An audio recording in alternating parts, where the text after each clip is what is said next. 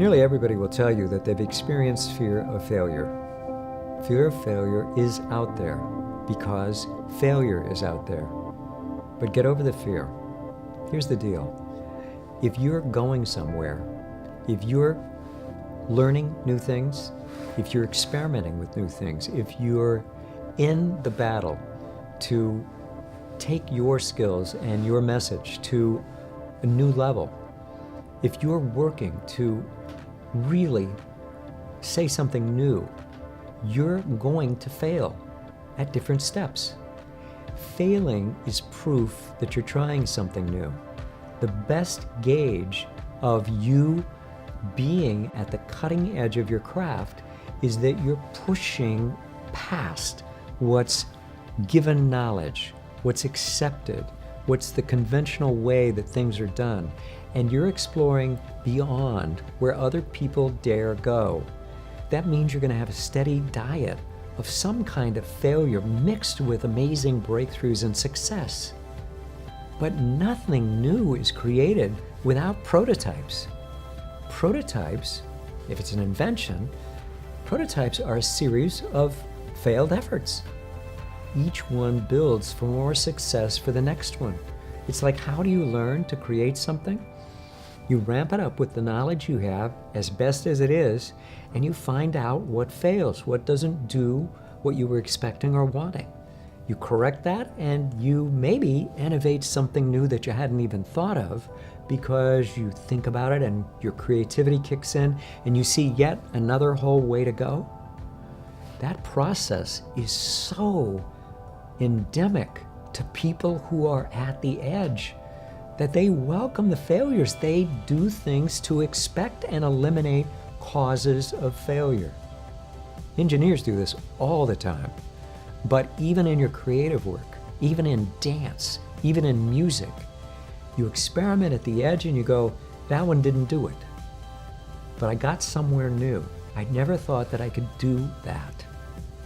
So whether your work is creative work or innovative work in science or in business or in your particular entrepreneurial effort, sure, you have to mitigate your risk and not be crazy with the risks of investing money that you on the come.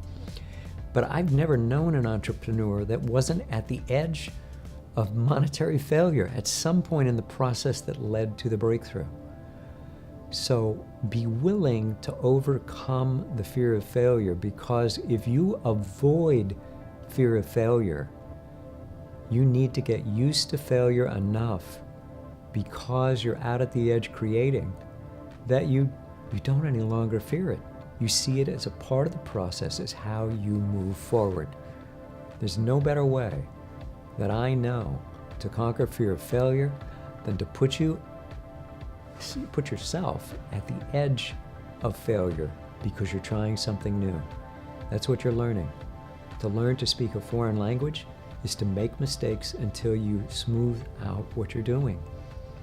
All of life is about making mistakes and learning from them. All of life. We were born knowing how to do almost nothing but suck. You may feel like that sucks, but it's just a learning process. That's all it is. Don't fear failure. You're going to learn how to do it. Since you're a high achiever, you may know about this. High achievers often hit a wall. They're going along, they're having one success after another, and then suddenly something happens and they grind to a halt. And it's confusing because they're not sure what it is they've done wrong, if it's anything. They just know that they're not moving anymore the way they're used to moving, the way they have moved in the past. If you've run into like what seems like a ceiling over you, and you're kind of in a fog and you're mystified as to what's getting in your way, you can even kind of slide into a swirl of doubts and wonder if you've ever really achieved anything significant at all, and whether any of your amazing achievements that you've done were anything but kind of fronting or a little bit of a fraud. That is really negative and pernicious, and it doesn't have to be that way. I want you to go get a free report from me. Go to drkenchristian.com/breakthrough and receive from me this free report with action steps. They're going to tell you exactly what to do now to get you going.